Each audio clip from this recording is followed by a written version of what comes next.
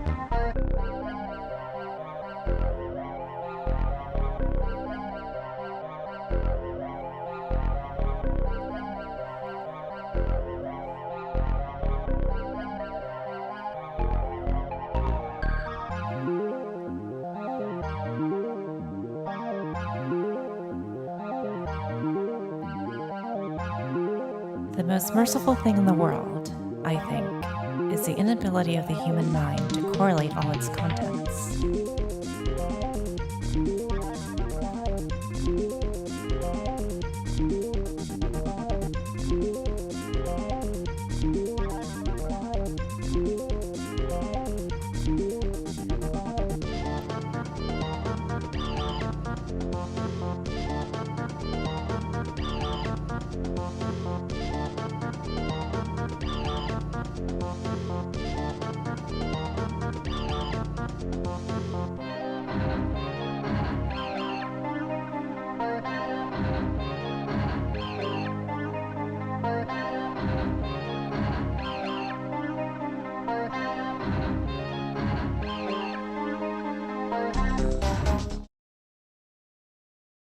All right, guys, we'll see you next week. Until then, adios.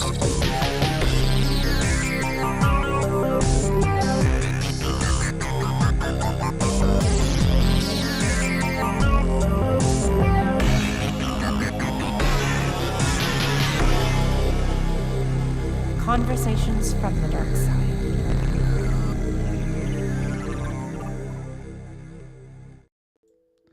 Hello, everyone. Welcome to the fourth and final edition of Conversations from the Darkside in 2023. I'm your good buddy, your good pal, Amigo Aaron, joined by a man with a diabolical plan. Please welcome Jack Flack himself, Rob Flack O'Hara.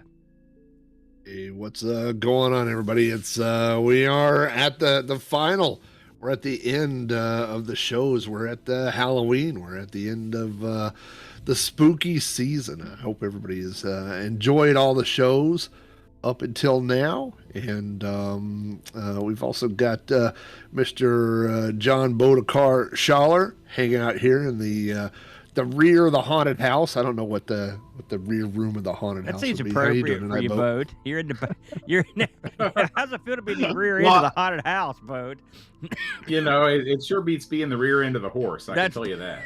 Yeah, that's not a good Halloween costume. You know, before we get too deep into tonight's chatter, you know, this is going to go out right before Halloween 2023.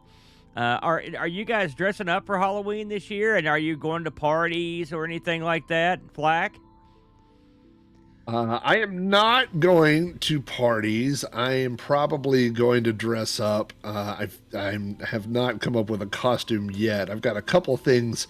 I got this. I bought a mechanic's like a jumpsuit, you know, which is kind of looks like something that Jason might wear or something like that. So I think it could be used for that kind of costume, which is scary. It could also be used as the guy that gives you the repair bill on your car, which can also be scary. That's real world super scary right there, as far as I'm concerned, man. I don't know, but yeah, you know what?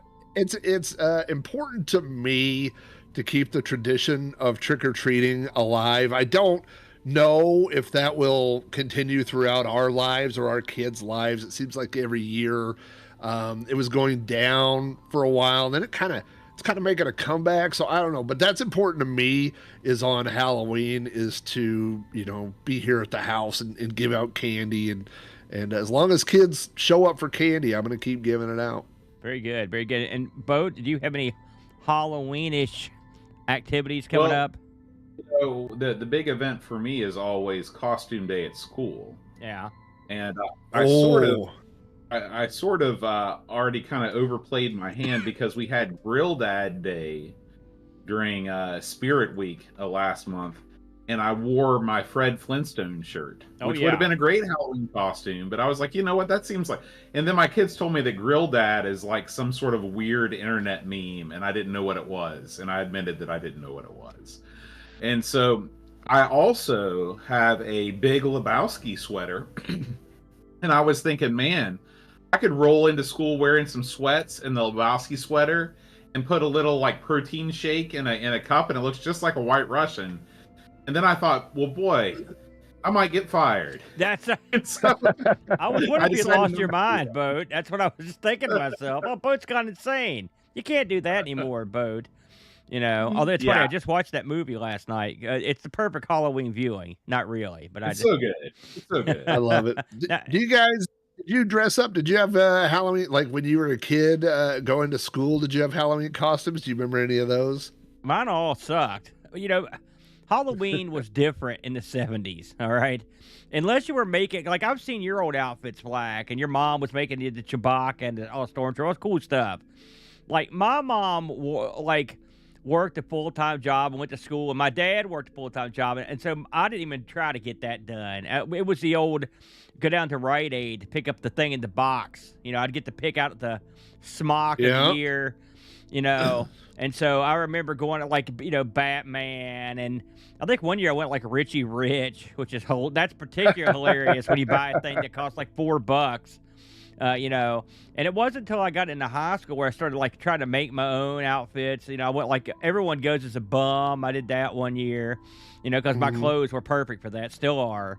But no, I had like a cavalcade of just like the old box. Like Bucko just mentioned, the old Ben Cooper, Drazi. Those are the ones I had, and you wore them one time.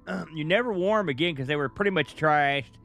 And one thing's for sure, when you wore them, you could not see anything out of your periphery because they were the most dangerous, easily to catch on fire costumes ever made. So yeah, but I mean, we did wear stuff to school. It just it sucked. You know, in sixth grade, I had two very good friends, and I had a teacher that constantly referred to us as the Three Stooges. And so what we decided we would do is for Halloween, we would dress up as the Three Stooges. And I felt like, maybe, I don't know if everybody feels like this, I felt like I was the leader of the three friends, you know, so that I should definitely be Mo. And then we looked at each other and they were like, you should definitely be Curly. I was like, what? I don't understand, you know. Everyone thinks they're Mo. That's the problem. Right. But here's the thing.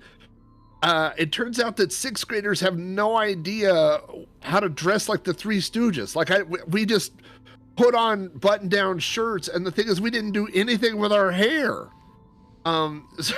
So we were just like three guys in button-down, like we looked like the Pep Boys or something. Like we just looked like three guys in shirts, you know, and like three businessmen. And we were like, we're the Three Stooges, and nobody got it. And then later, you know, looking back, I think, yeah, no, there's a reason nobody got it. I do remember. Did you guys work out a routine or anything? You know, like the old. I mean, we did, sure. You know, we had our little, you know, then people got it. You know, we did the curly shuffle or whatever. I have a picture of me with the costume that I wore to kindergarten, which was I was a ghost. And I was my mom made this costume for me, and it was it was kind of tailored, but it was basically a white sheet, but it kind of went around my head and then came in at the neck and then went back out. And then around my neck, my mom tied this green rope really tight and then in a knot. And so when I see those memes online that say like, hey, I'm so old, I remember, you know, I used a phone with a cord or whatever. And I think I'm so old that I'm old enough that we wore Halloween costumes where parents tied a rope around your neck and a knot and thought that was a good idea for a 5-year-old. It's amazing we didn't come across multiple atrocities in the street. Just kids on fire, kids hung from trees, you know. But I mean, kids were tough. They made it, you know. Trick or treat. We sort of touched this last year, but trick or treat was later. It was less. There were less parents in the mix than there are now. And there were, for me in this neighborhood anyway, there were tons and tons more kids than I see now. I just don't see as many kids. I don't know if there's just less kids or there are less kids that are trick-or-treating. I don't know what it is. But it was like herds of kids. As far as the eye could see, it was great. You know, you were out there to have a good time. And I kind of feel bad for the kids now because now me and Luke, when we went around, which last year was his last year, I think, we made our rounds. We got our candy. And then we hoofed it back. There wasn't that much mingling with the other kids. Or really, I don't think he even paid attention to the other kids' costumes. You know, none of that stuff. And, you know, and it was almost like a chore. I mean, he told me last year was his last one. You know, so that was kind of sad too. But I don't know. It seems like Halloween has become a bigger deal for the adults and less a big deal for the kids. Oh, do you remember the last year that you trick-or-treated? Like there was you got to a Absolutely. certain age. Yeah, it was my sophomore year of high school. And we went around. I remember it was me and some of my buddies from the band. And one of the girls that went with us, she was dressed up as Marilyn Monroe. And she was gorgeous. She was one of the girls in the band. And but yeah, and it was just one of those things where it wasn't like, man, this is going to be our last year. But I think that was the last year that none of us could drive. When you drive, everything changes. Yeah. When you can drive, it's all different. In Oklahoma, of course, you could get a motorcycle license at 14. And so I had a buddy named Lewis who also had a motorcycle. And so our birthdays were late. So the following year, I would have been 15 on Halloween, and he worked at a like a feed store, and he got the night off for Halloween. And so we said, so first of all, we decided we were going to dress up as the Blues Brothers, which neither one of us had a black suit and a black hat. So I had a blue, like denim jacket, and then, I don't know, a hat that my mom probably got from a garage sale. And then Lewis showed up wearing a jacket and like a fedora, almost like a Panama Jack, like a straw hat, and had painted his face like a ghost. And I was like, what are you doing? I thought you were going to say that he went in blackface. Oh, no, different Halloween. So we met with our motorcycles, and that was our plan, was to drive around on our motorcycles to go trick-or-treating, like do a block and then move, And so we met up, and we drove to this neighborhood, and we parked, and we went up to the first house, and we knocked, and the guy opened the door, and he goes, "Aren't you guys a little old for this?" And we just stood there, and I went, "Yeah." Like, it just hit me at that one moment. I go, "Yeah, I think we are," and we just went and got on our motorcycles and went home. Like, I was thinking, you had to take off work to go trick-or-treating. Like, I think this is over for us. So it had never hit me until that exact moment, when that guy just kind of confronted us and said, I think this might be it. And I was like, yeah, I think you're right. Like, when you can go to the store and buy your own candy, I think it's over, The sad thing and that's, is, that's another thing too. And Aaron, you've Bo. talked about this before, is that, I think it's the big thing that's different with kids these days is that candy is just readily available, like when we were kids, candy was not something that you could just reach into the cabinet and grab. It wasn't like there was endless supplies of candy. I have a feeling for a lot of kids these days, if they want to get candy, their parents have got a stash of candy somewhere 24/7, and then they can get it. So that probably has something to do with the lack of enthusiasm with kids as well. Yeah, I think you nailed it, Boat. I think that you might be onto something there, because I remember as a kid, like, getting a candy bar or something was God, we sound old, but Boat's younger than us, but it's true. Candy's much more readily available than it was. One trip down to Dollar Tree, you can load up. There's been candy here all week for 2 weeks, and we've been nibbling on it. The tree picked up. Another part of it, I think that our kids hung with it longer. I was out trick or treating. I kid you not. I know I went out.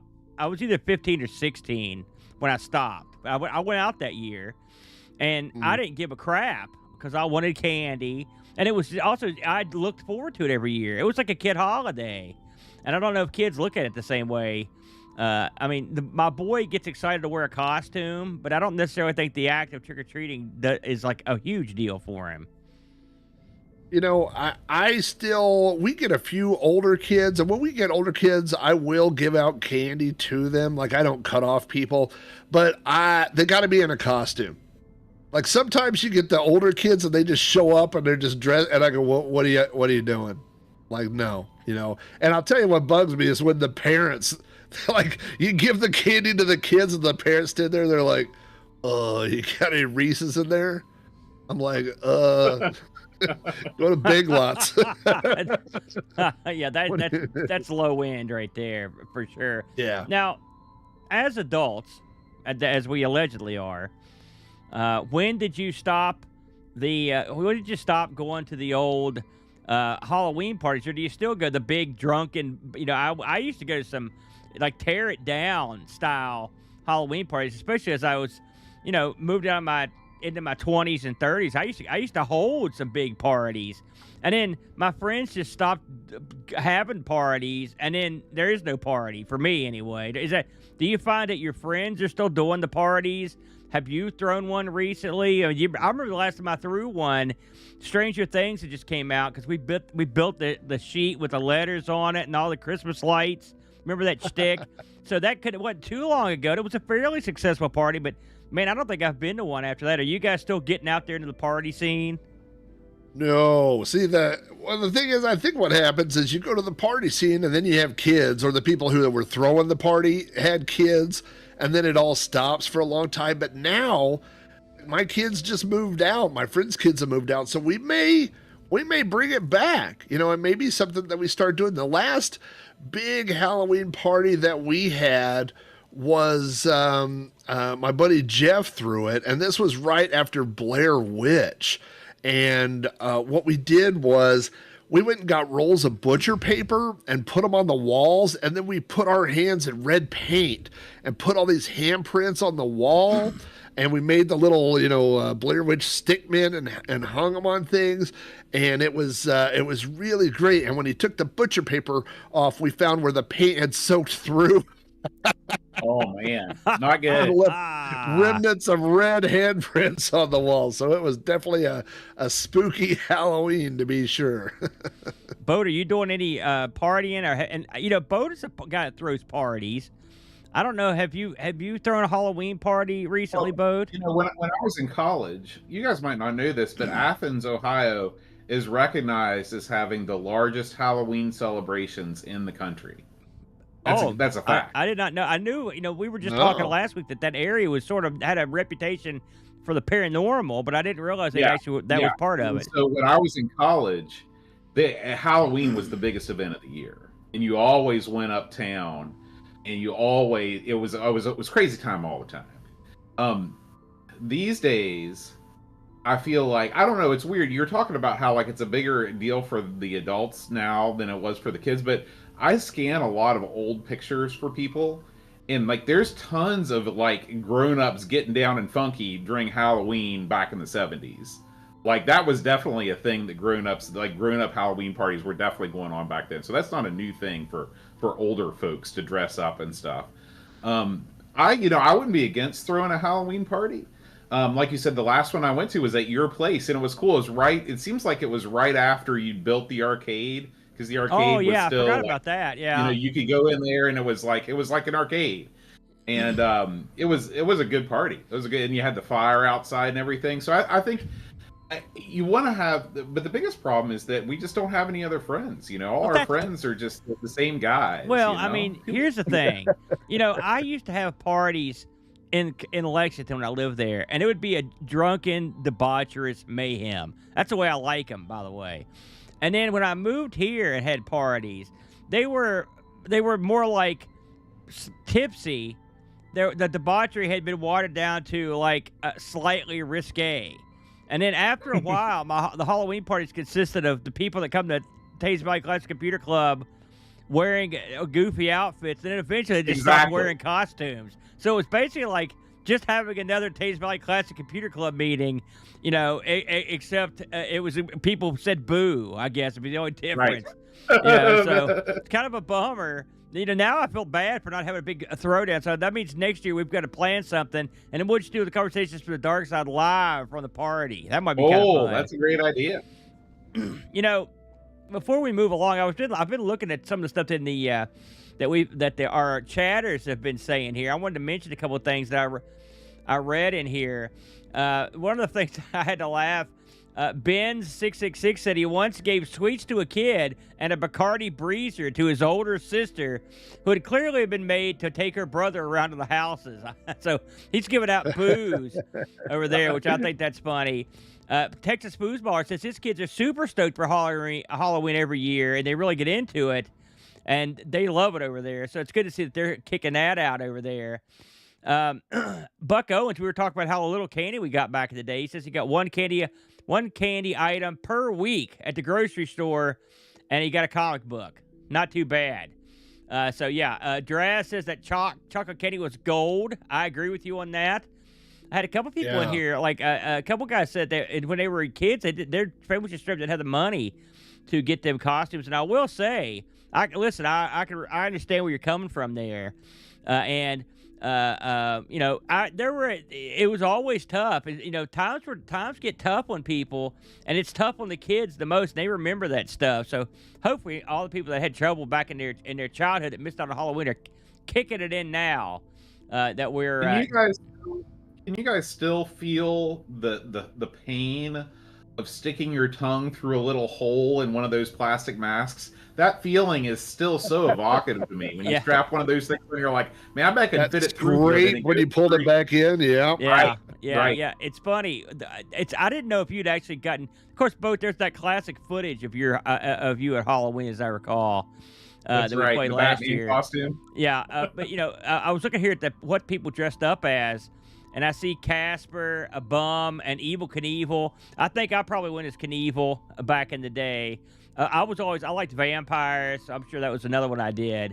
So hey, it's funny that there's a shared consciousness when it comes to Halloween, a shared experience that we all sort of got more or less back in the day. Now, with all that said, we're going to take a quick pause here. When we come back, we're going to get into straight up ghost story action here. Jack Flack has assembled some winners here. We've got some other stuff to get into. It should be a good time. So stick around. After the break, we will get into it hard and heavy. This is Conversations from the Darkside. You are experiencing Conversations from the Darkside.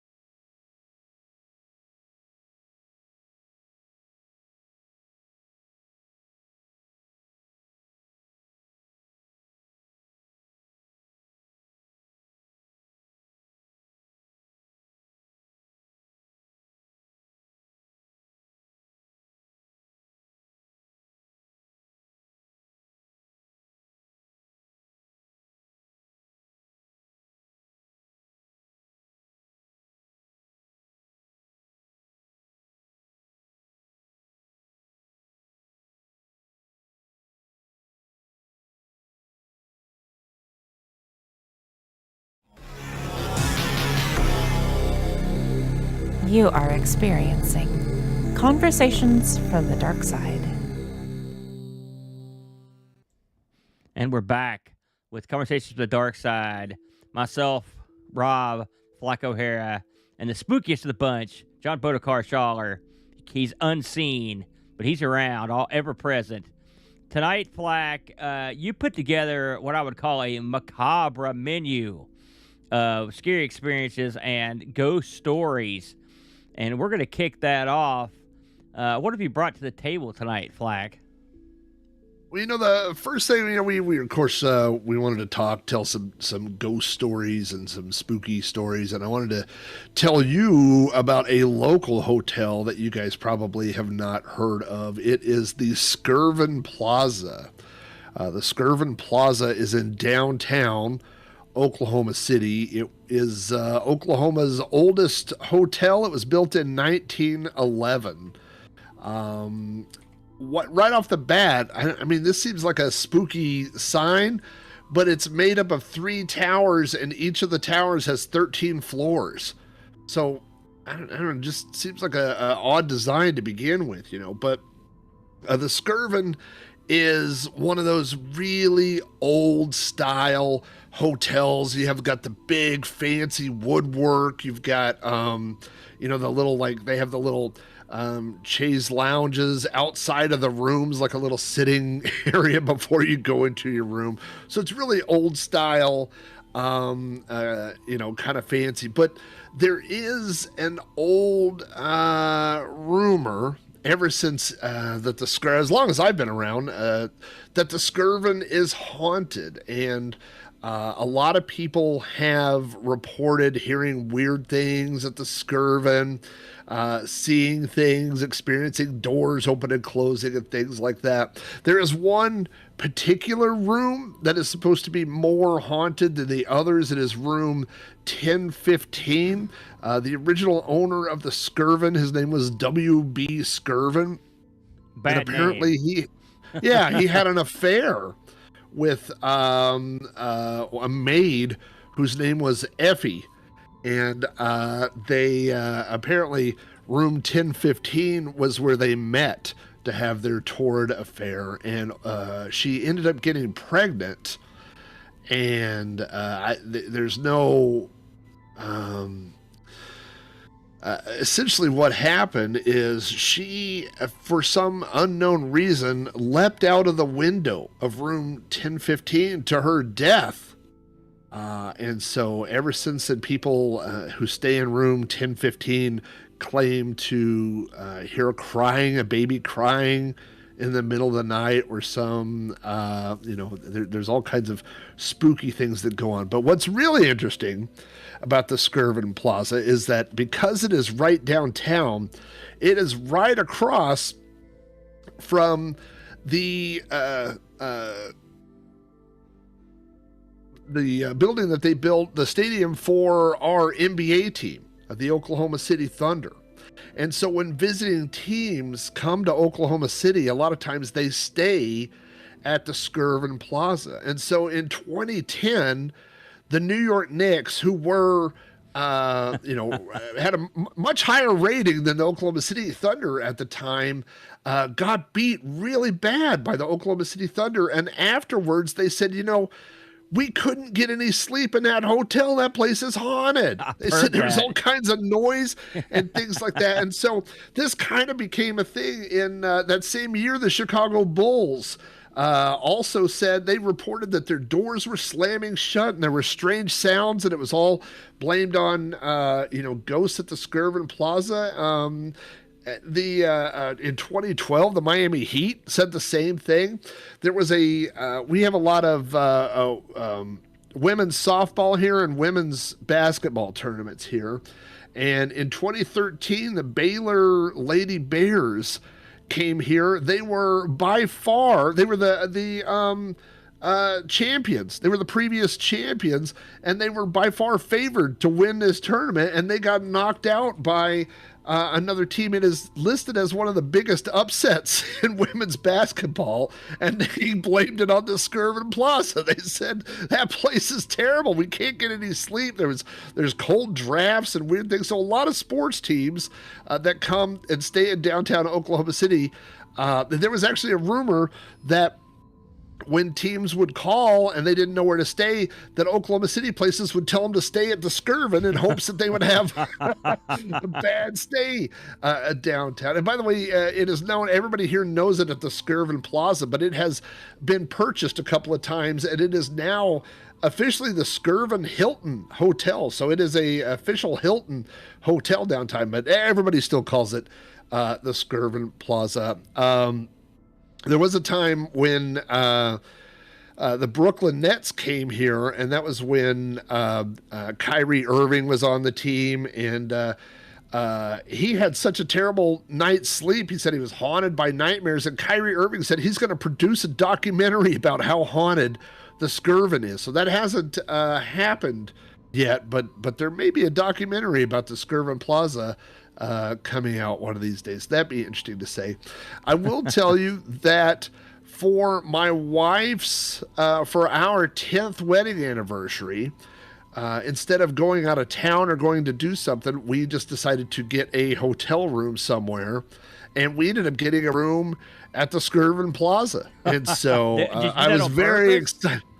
Kind of, like you kind of hope that something haunted happens or whatever. We didn't see any ghosts or have anything. The closest we saw to a ghost was in the morning. We went down to the breakfast thing, and Vince Neil from Motley Crue was down there having breakfast. So that was the closest to anything scary we saw. But so we didn't have a scary experience at the Skirvin, but I was kind of hoping to. So wonder if you guys have any, any local hotels or anything like that. Do you have anything around there up that way? I will say before we get into that, I have heard the tales about the sports team because I've been a sports guy. This made the rounds, and it's probably one of the biggest ghost stories in the history of sports. This hotel, so there is something to that. Now, if I'm a team that is favored to win and I go in there and get stomped, I'm going to start looking around for a good scapegoat, and the ghost hotel is as good as any. But it's still, there is something to it because it happened over and over. Boat ghost hotels. Any thoughts? Well, there's that place up in Point Pleasant that you and Tree stayed at, right? That place is supposed to be the haunted. Lowell, yeah, that one. Yeah. We have in fact, it's funny, for those that listened to Conversations last week when I talked to Tree about her recent exploits, they just filmed a show in Point Pleasant. It was actually 2 weekends ago for national TV somewhere. And they were there was a Mothman investigation, but one of the things they were doing was investigating the very haunted, allegedly, Low Hotel. The Low is so old that they used to use secret passages that run from the bottom of it to the river to smuggle in bootleg liquor. It's been around for a long time, and by American standards of old. You have to preface that given the listening audience, but by our standards, it's a pretty old hotel. I've investigated that hotel. I've been up and down the hotel. There's large chunks of it that are just in ruin that just never got around to fixing. So they just are just trashed all a year round, but they're slowly getting through it. It's got a beautiful marble staircase, and there's a big jade. There's a bunch of jade down in the foyer, and when there's a big chandelier, it's beautiful when you walk into it. The problem is the owners are real tyrants. I guess the ghost hunters really bug them and the Mothman people because they're real tough when people try to go in there. And even the people when Tree was back filming, they had express written permission to be in there and still got hassled by the front desk chick. So if anyone haunts that joint, it's the very angry management. But you can imagine being in downtown Point Pleasant. And, you're not dealing with the average overnight stayers.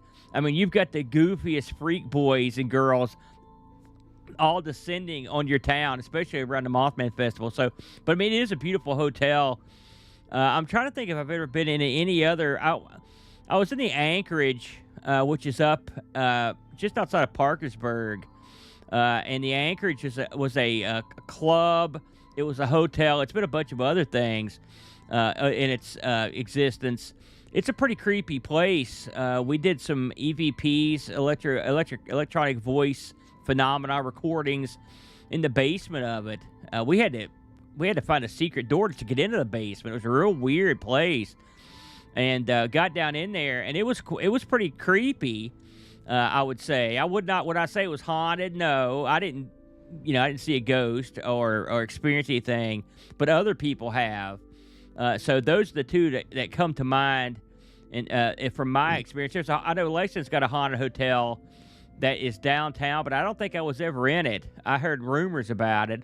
I guess every town has some sort of little, some sort of hotel that has a story. Boat, you've lived everywhere. Boat, is this something? Have you heard tales when you went to different countries and stuff about, haunted this or spooky that? Oh yeah. Well, in Thailand, the way that they view the supernatural is totally different than the way that we do.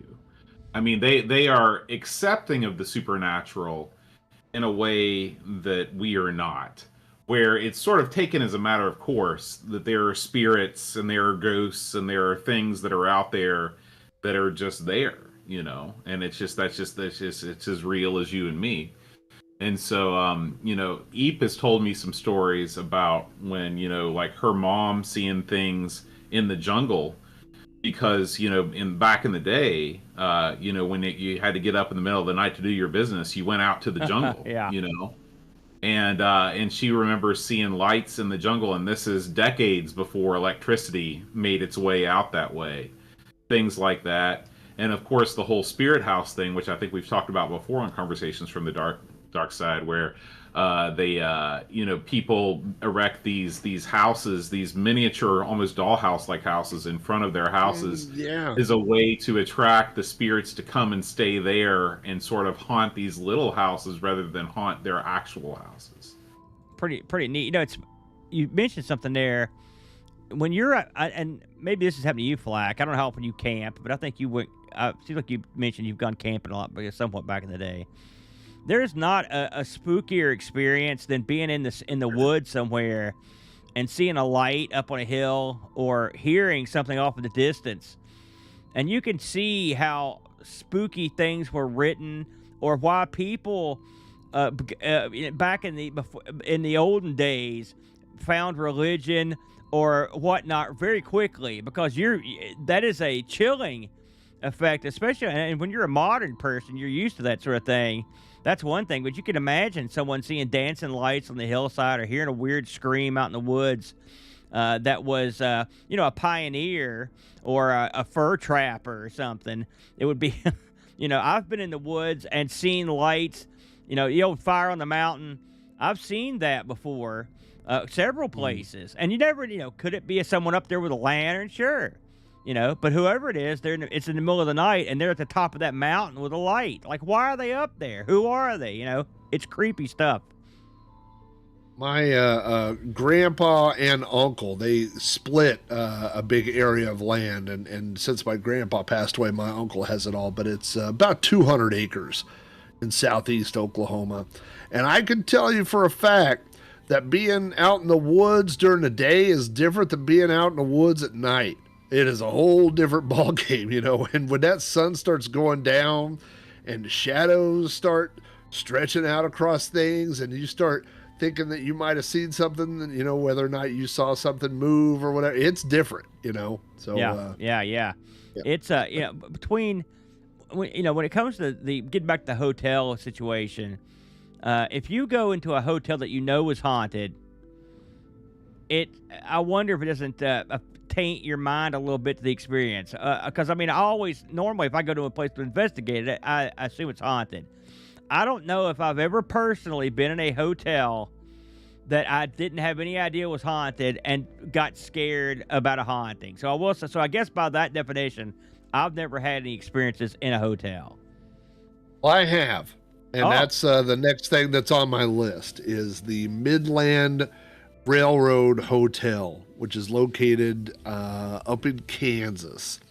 This is a hotel that, if you Google it, is listed as one of the most haunted hotels in Kansas. But we didn't know that. Now, this is a story that Boat could probably relate to. When a few years ago, when our daughter was in high school band, we got an offer from another school that said they would give us their old band props. And all we had to do for like the football, the big presentation, right? For the halftime shit.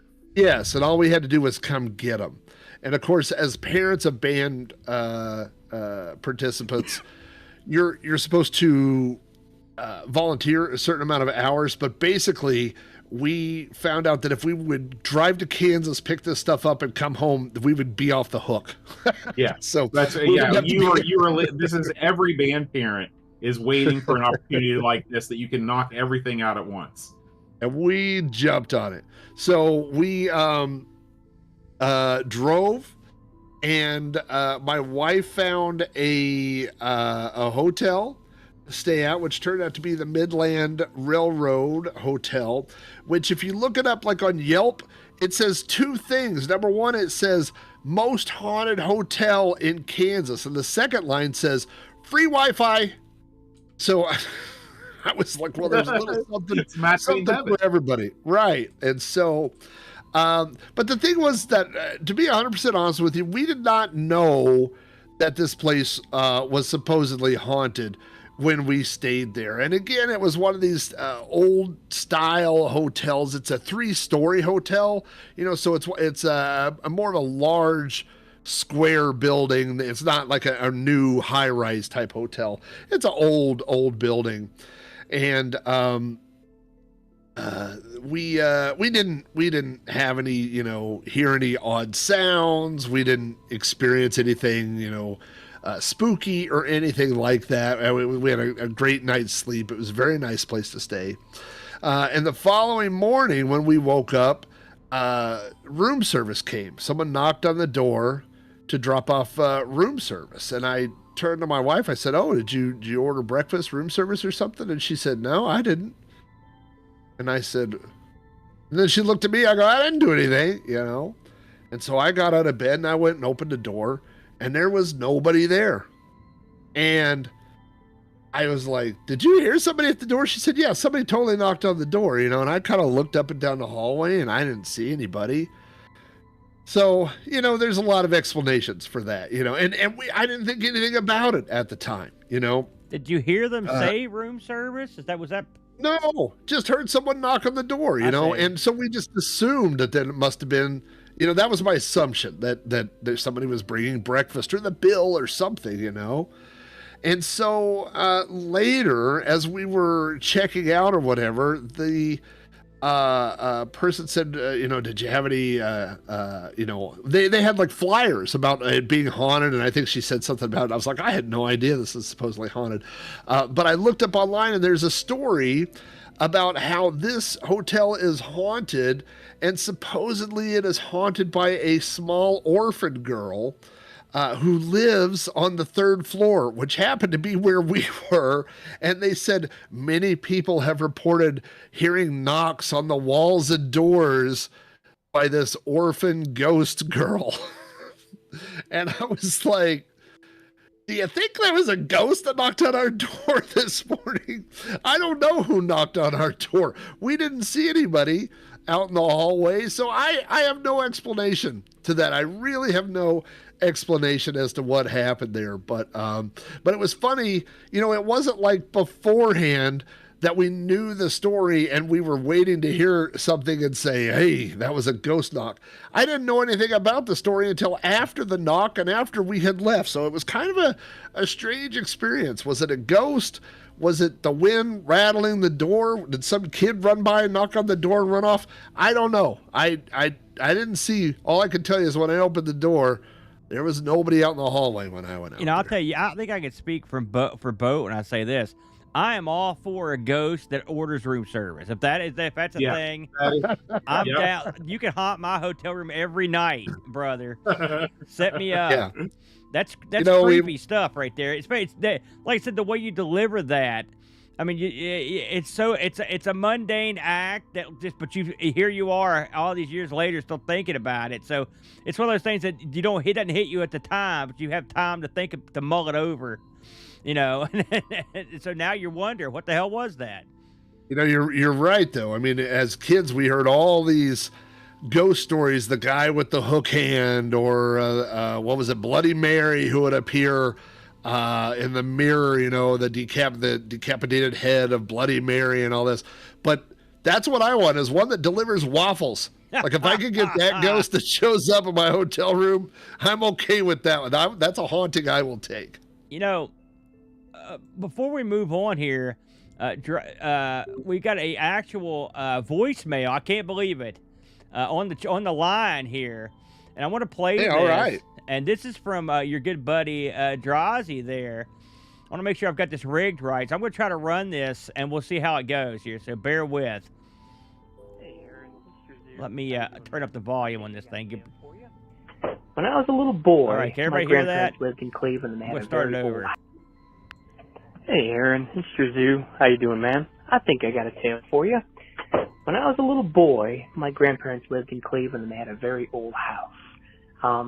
They had a bathroom only on the 2nd floor, and the one room that you had to pass to go to the bathroom was always, didn't matter if the house was 90 degrees, it was always ice cold. And I had this unnatural fear of this room for some reason. And no, it was unused, it was unoccupied. Later on, when I grew up, my grandmother at one point ended up making it her bedroom, and when us kids would spend the night, I still, even with her there, was terrified of the room. So it got so bad that I just didn't feel right about this room, that I would literally tell everybody downstairs at family functions, I'm going to the bathroom. And they'd be like, okay, that's fine, Scott, no worries. No, I'm going to the bathroom. And I was saying this in case I didn't make it back. I don't know. I've never had this fear since. So all that said and done, my grandparents, they moved away. Eventually the house was torn down. And fast forward about 20 years, which now, even in hindsight, was 15 years ago, I was talking to my mom about the house, and we were just chit-chatting, and her and my aunt, that was one of their playrooms, and she told me that that room was always unnaturally cold. And I said, okay, maybe it's just being an older house or whatever. And she goes, yeah, we had a ghost in there. And I said, well, what do you mean?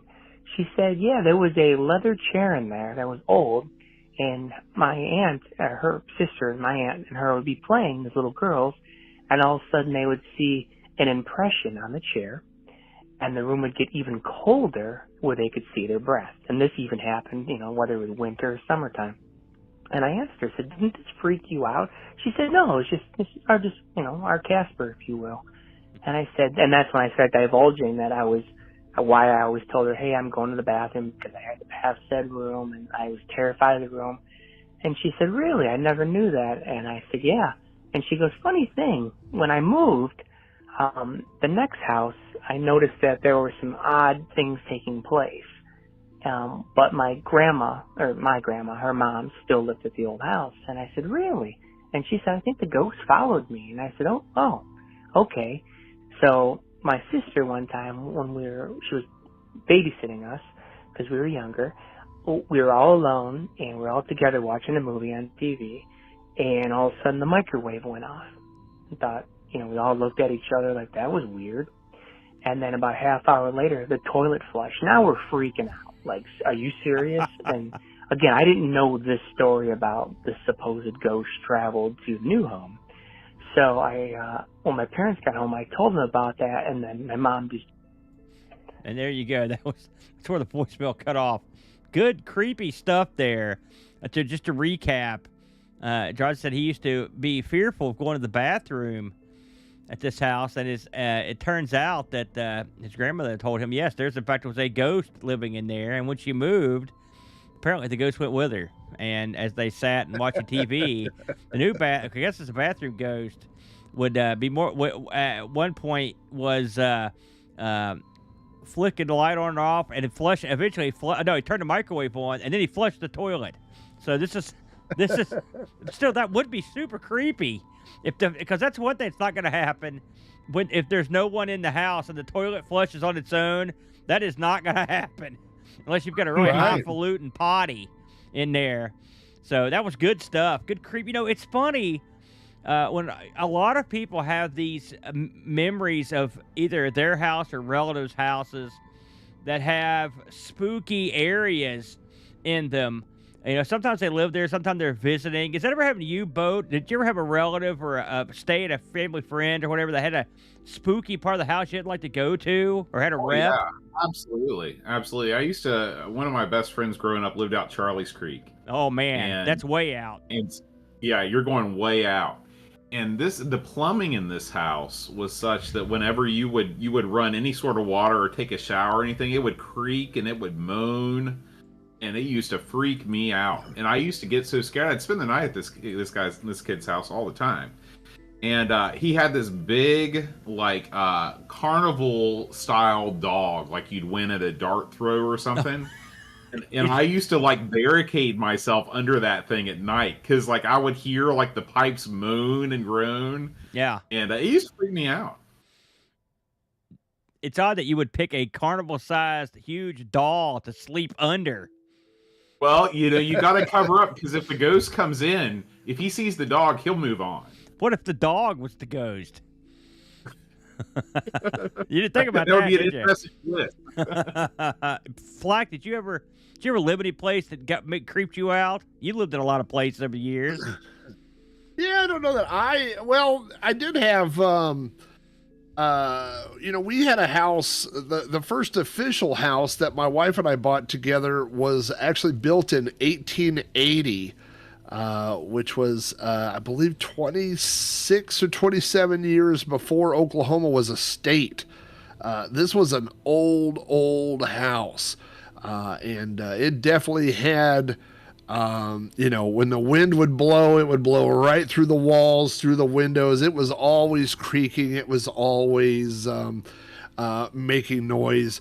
To be honest with you, there was a lot of parts in that house where we were in a part of town where it was like there were some like a lot of unhoused people who would take refuge and basically sleep anywhere they could.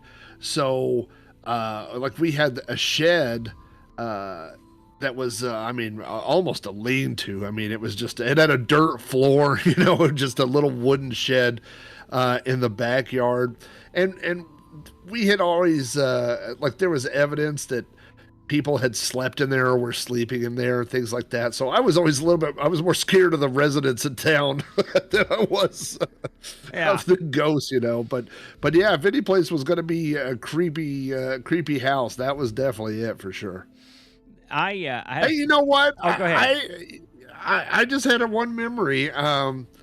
We had we bought after that house, we bought a newer style house, a house built in the 80s, 90s, something like that.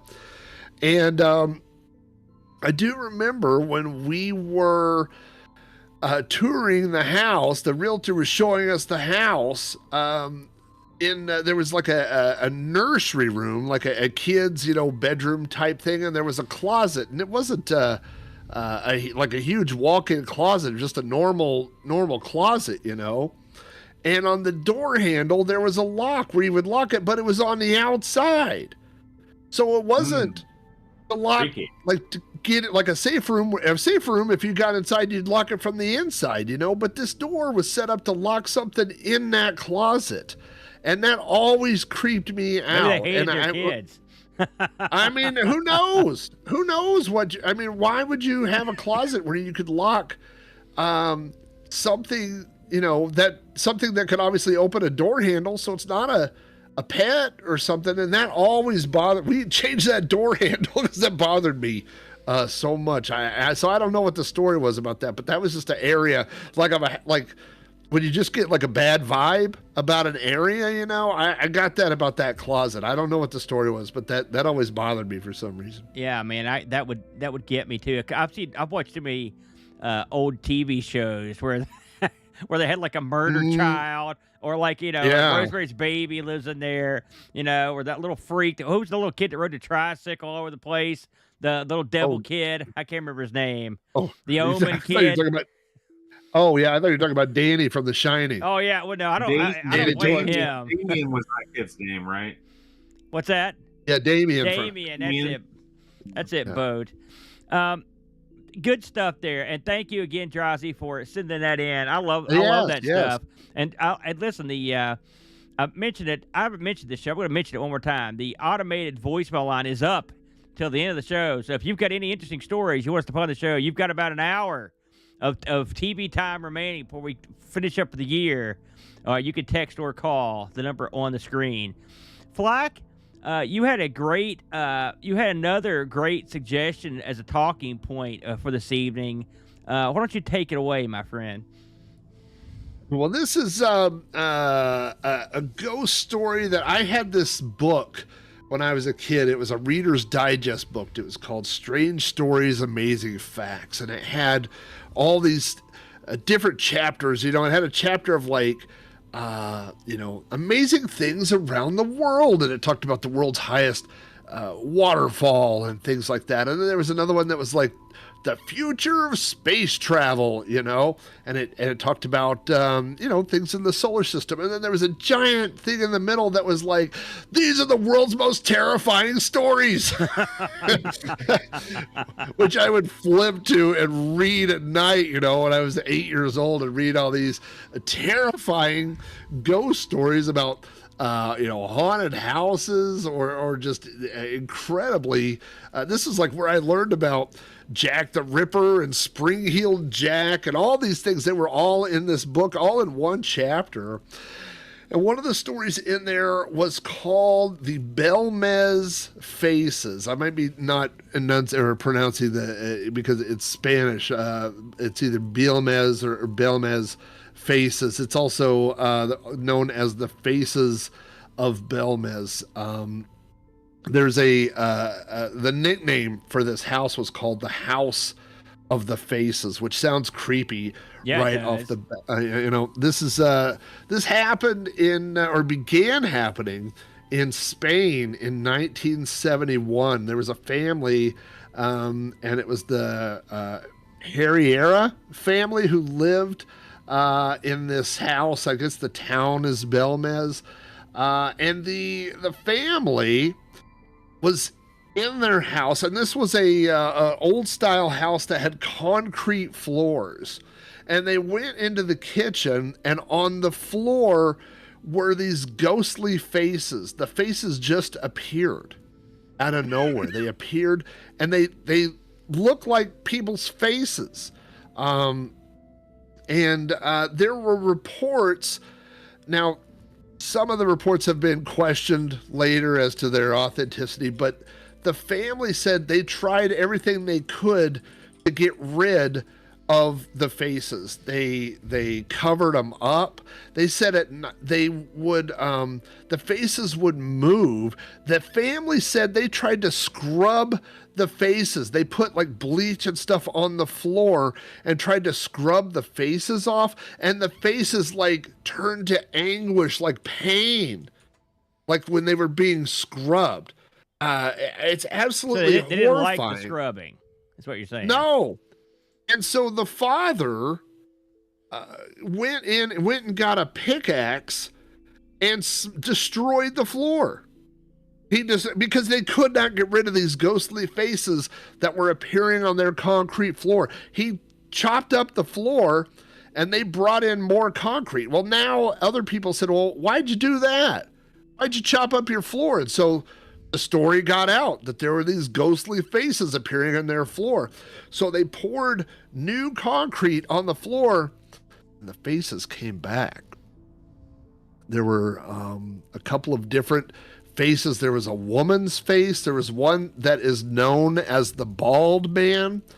And the people, this Pereira family, said, we don't know what to do, and we're going to destroy the floor again. And then the local city, the officials came and they were like, no, we're not going to do that. We're going to cut out these squares of the floor so that they could be analyzed. So they actually cut sections of these people's floor out and removed them. And by the way, these still exist. And so you can look online and see, if you look up Belmez, it's Belmez, you can see these ghostly faces that appeared in the concrete. Now, like a lot of ghost stories, there were a lot of ghost stories in the 70s that didn't hold up in the 80s or 90s. Like, you could tell a ghost story in Spain in the 70s and go, oh, that sounds like a good ghost story. But then in the 90s, when people start investigating it, they go, maybe this story doesn't stand out, right? And so these investigators in the 90s, they took one of the samples. And by the way, I think it's important to say that the family cooperated with every investigator. The family was like, please find out what these faces are, and they seemed legitimately scared and confused by these ghostly faces that were appearing in their floor. And so in the 90s, an investigator took the floor and they did some samples, and they found some things that kind of pointed to maybe the family was in on it. They found high levels of, among other things, zinc. In zinc, they also found possible traces of acid. And so both of these things, zinc would be something that you would find in a paint that might be applied, or a stain that might be applied to concrete to paint one of these faces, or it's something that could have been etched, maybe with an acid or things.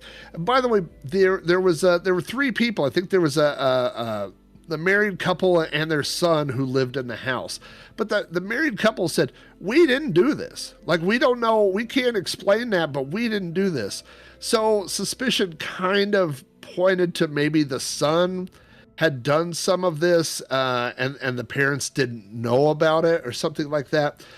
But I want to fast forward about 20 more years because there are even more advances in technology. And in 2014, the scientists said, "Hey, we could do all these other studies now and look at things." And when they looked at it, they said, "We think that's the amount of zinc that you would find anyway in concrete. We don't think there's additional zinc on this, and we don't think that it was faked. And if it was faked, we can't reproduce it." So the investigators kind of flip-flopped from the 90s when they said, we think these are definitely fake, to 2014 where they said, if they were faked, we don't really know how they faked them. So that's kind of where it stands today. And there are some, different possible explanations from the psychic community. A lot of people think that maybe there was, they call it thoughtography, which is an instance where people think of an image and it projects onto a physical object. And so they think maybe that could have been what was happening in this situation. There are other people who think the kid did it.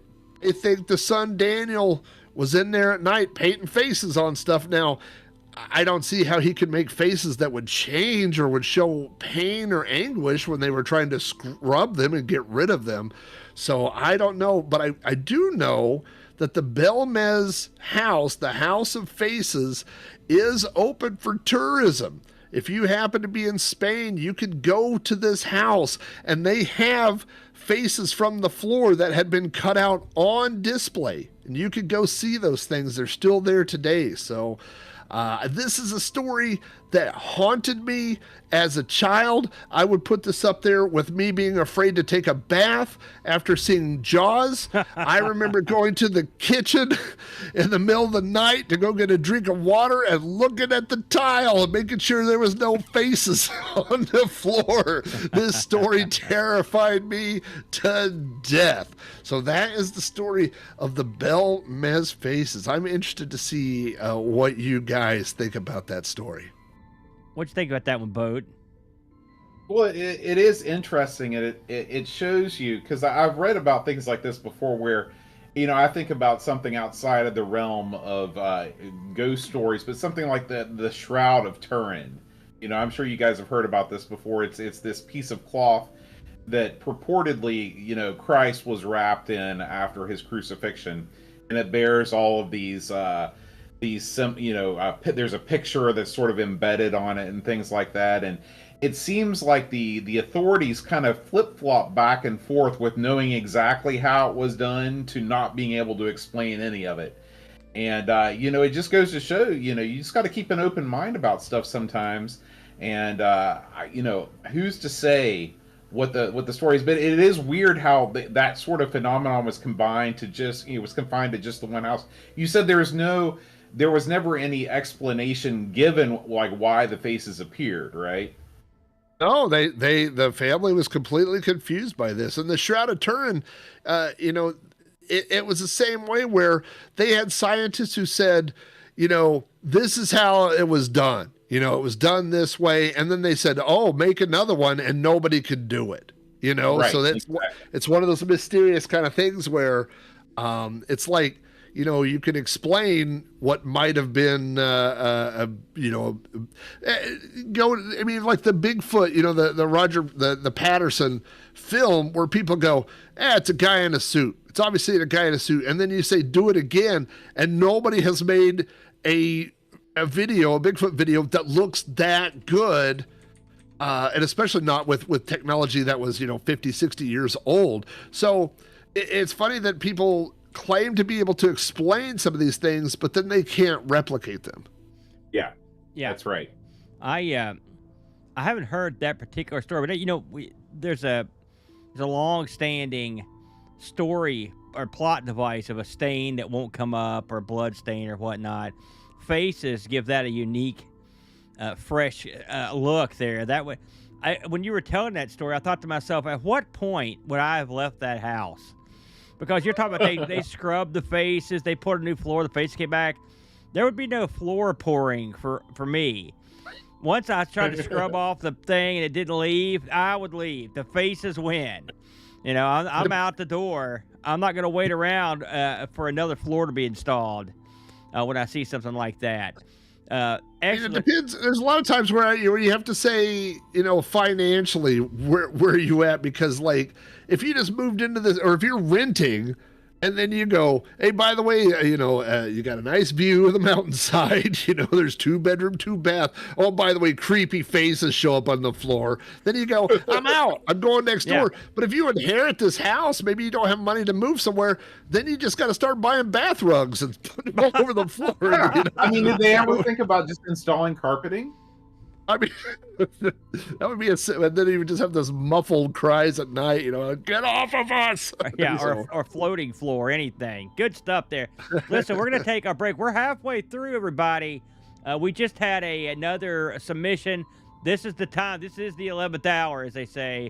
If you're interested in having us check out what you've got to say, the voicemail on the screen now, 304-397-0810. Drop us a note, and we will be happy to listen to your tale.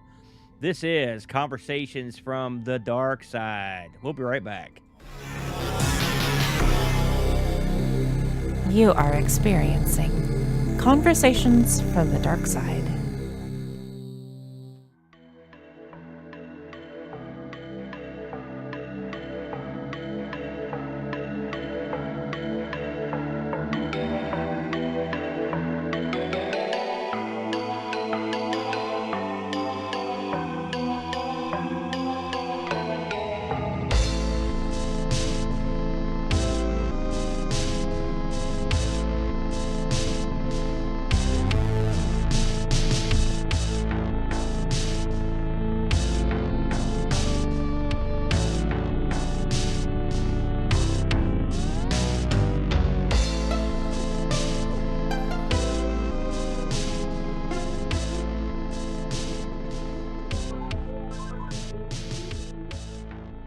Just a gravel stop on a mountain road.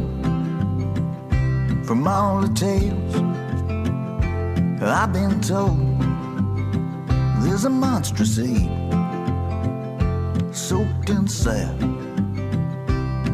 atop a genuine 50s tourist trap. Step right up, that'll be $6. And when the doorbell rings, you gotta trust your luck. No hypertension or vertigo. If you wanna dive in that mystery hole.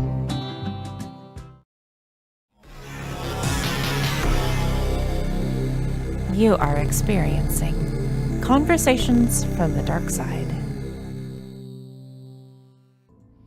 All right, we are back. I am Amigo Aaron, joined by my good friend, my good buddy, Jack Flack himself, Rob Fleck O'Hara, and my partner in crime and my co-conspirator, John Boat of Car Schaller. Gentlemen, someone has sent us another in-show voicemail. It's our good buddy, John Marshall. I'm going to play it for you, ladies and gentlemen, right now. Here we go. Hey, this is John Marshall. I've got a story that ties together retro gaming and ghosts. I was over at a friend's house spending the night that lived in a haunted house, and I was playing Seventh Guest in his basement at about 1:30 in the morning, and heard a bag move in his closet, and I thought it was my imagination. I was in the maze in the basement of the Seventh Guest, as well as in the basement of this haunted house. And as I was playing, the closet door slid. So I took off, and that was in the days before I actually went and did ghost investigations. But the early days. Anyway, just thought I'd drop you this note. Thank you, John. To recap, John was at a friend's house. He was playing that creepy old CD-ROM titled The Seventh Guest. You guys probably remember that one. It was a pretty big deal back in the CD-ROM days. That's it, Flack. Yeah, if you had no skin. He said he was in a maze in the basement in The Seventh Guest, and he was also in the basement of a house he was staying there at. And as he was playing, the closet door slid open in the room he was in. He said he immediately left that room, and that was sort of what kicked him into ghost investigations. That experience, that would be triple creepy. Playing a scary game, and then because we all are afraid of that happening. I've played more than a few scary games, and if a door or something creaks open, or somebody were to tap on my window, I would probably have a conniption fit right there on the spot. So, thank you, John. Has it ever happened to either one of you guys playing a game, or maybe been watching a scary movie or a scary show where something happened in your around you that freaked you out? Listen, Absolutely. man, that happened. That's the reason why I got rid of the VR gimmick. The second time. That's why. Was that I would come down here in the basement, and with the I got the thing. It was the gimmick where there was no cords. It was the Meta Quest, right? Yeah. And I was like, I can blunder about down here in the basement, infinite space, clear all this room, and I would play these games, and I would just get paranoid that there was like somebody else in the room with me, and I couldn't see him because I had the darn thing on my face. And I got so uncomfortable that I was like, this sucks. This is no good. I freaked myself out. What about you, Flack? I have a very specific memory. There's a place not too far from here, maybe an hour away, that rents cabins. And so we had rented a cabin. We had taken my wife and the kids, and there was some stuff in town that they wanted to go do. And I said, you know what, I'm going to stay here at the cabin. And what I hadn't told my wife is that this is when I just first got an Xbox, the original OG Xbox. And so while we were roughing it on this camping trip, when she left, I immediately hooked this Xbox up to the TV that was in this cabin, and I'd rented a couple of games, and I don't remember specifically what the game was. But it was, I was physically in a cabin surrounded by windows, and I start this game, and it was a zombie game. And in the game, you start off in a cabin that's surrounded by windows. And then zombies start walking by the windows far away, and I'm watching that, and now I'm looking out the real windows looking for zombies. I had to turn it off. I was just sitting there freaking myself out the whole time, and then my wife comes home, and I'm like, hiding in the corner. She goes, "What's wrong with you?" I was like, "Oh, it's zombies," So, but it is funny how your mind can, I have a friend of mine who is he works on the fire department, but he also is a licensed paramedic. And he told me one time that one of the leading causes of heart attacks is panic attacks. And he said people will have a panic attack and they will feel their chest tighten up, and they're afraid that they're having a heart attack when they're not. But then that feeds into itself, and then they get more worked up, and then they feel, and they can work themselves up to a point where they will have a heart attack. And that's how I felt about that zombie thing. It was just like I kept feeding into my own thing. Like it just kept getting worse and worse and worse. Finally, I just had to turn it off, just creeping myself out. It's funny. I had a similar experience on the Xbox. When the first night I played Call of Cthulhu Dark Quarters of the Earth, that's a real creepy game. And I was playing that at my old house in Lexington, and my roommate came stumbling in about 3 in the morning. And I mean, I swear to God, I thought I was going to have a panic attack / heart attack right there on the spot. That one got me. And the VR thing, there are some VR, they're usually demos or whatnot that are double scary. When I had my little crappy unit, and me and Tree were looking through some of the scary things you could download. I mean, that stuff's chilling. It's right up in your face. Yeah. Well, it'll get you. I'll double what Boat was saying about that VR thing, because I've got the MetaQuest, whatever, the Meta 2 or whatever.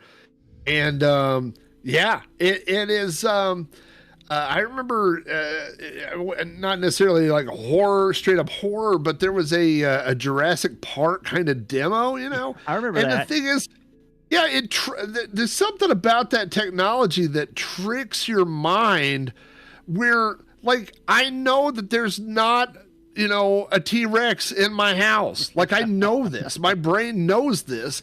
And you put this thing on and the vision wraps all the way around, so you are in that environment. And when you look left and right, it moves with you. And I think the first demo had like a brontosaurus, and it leaned way in, like almost like the old Three Stooges 3D kind of thing, And I remember leaning back in my chair, like trying to get away from it a little bit, which is ridiculous. This thing is not going to touch me. Like, my brain knows that, but it's being overridden by that technology, which is a very strange feeling. Well, you also I think that VR has that ability because it is so immersive that it taps into that lizard brain part of your head that you have no control over. So well, that's all I got. It's a lizard brain. So it's also an isolation thing, I think, because you really, when you're at home or when you're anywhere, you look around, you're somewhere comfortable or you're somewhere with people. When you have that thing on, it's almost like going in a deprivation chamber. I mean, it really takes away your spatial reckoning, and your comfort zone is all gone. And if that's the kind of thing that like could be, if it can fall in the wrong hands, and I'm sure it has, there are some diabolical things that can be done with that technology. Now you talk about skipping a beat here. Uber Scuba Diver wrote something here that I had to comment on, and he said, "I hope you didn't have to walk to an outhouse. I wouldn't want to have to leave the cabin at night." I don't know how any of you guys have. I don't know if we ever touched on this, but there is something creepy about going to the outhouse in the middle of the night. That happened to me.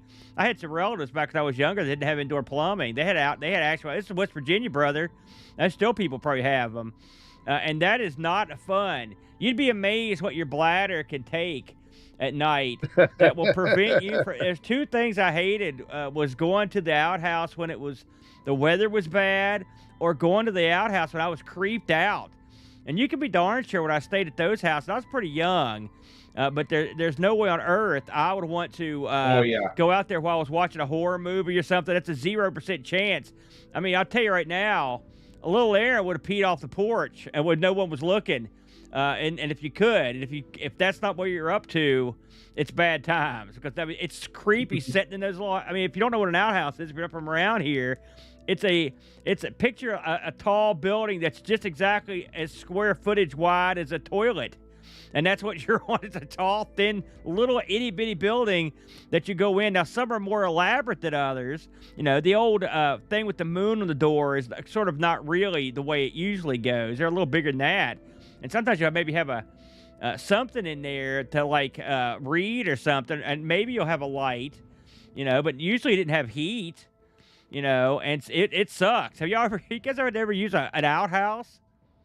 Well, I can tell you that there were many times, because most of my summer camp experiences were at Camp Arrowhead, not at Dilly's Mill in Boy Scouts. Yeah. And each campsite had its own outhouse. It was a latrine, basically. It's the same thing. It's like a multi-person outhouse. There were two side-by-side seats, if you know what I mean. The double. And there was many a night where I chose to head to yonder tree rather than to face the sort of unscaped wilderness between my tent and the outhouse, because I was freaked out by something. Normally because of what we were talking about, because you always tell ghost stories. Yeah. You always try and freak each other out when you're camping. And those outhouses, that when you're at a camp, they don't just have them like right beside the campsite. Like there's a little path, and so you're going into the woods to these things. They want to keep them. Right. They stink. They want to keep them away from the campsite. So yeah, I stayed at camp for years, and yes, boat. I hadn't thought about that for a long time, but that's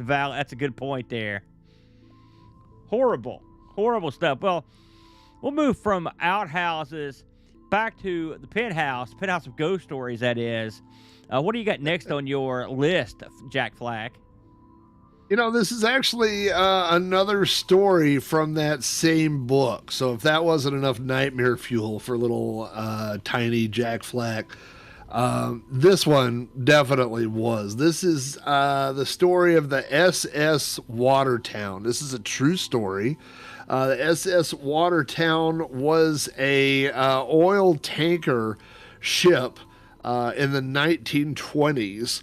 That a couple of crewmen went down into an area to clean something, and they got trapped. They were overtaken by gas fumes, and they died.